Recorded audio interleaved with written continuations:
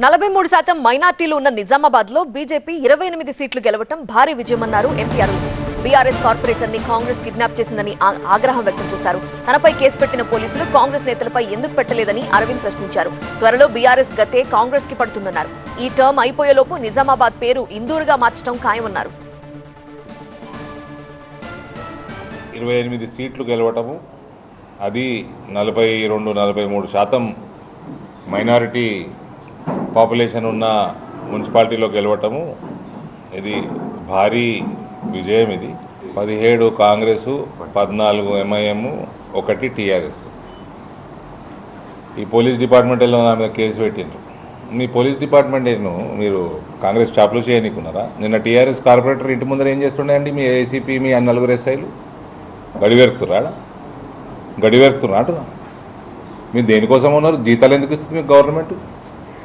TRS corporator ఎత్తుకొస్తానికి ఇస్తుర్రా? దేనికోసం ఇస్తుండ్రు?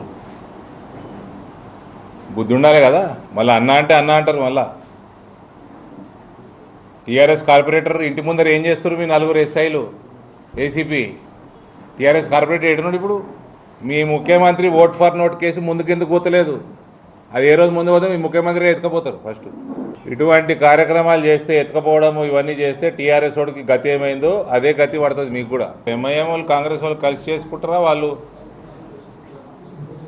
కలిసే ఉన్నారు. వాళ్ళు ఒకటే. వాళ్ళు ఎంతకాలం ఉంటారు కలిసి? వీళ్ళ ప్రభుత్వం ఎంతకాలం ఉంటుంది?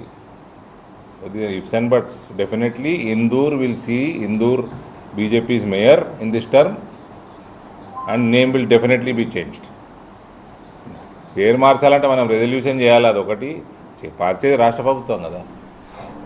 Before this tenure of this municipality end the name will be changed.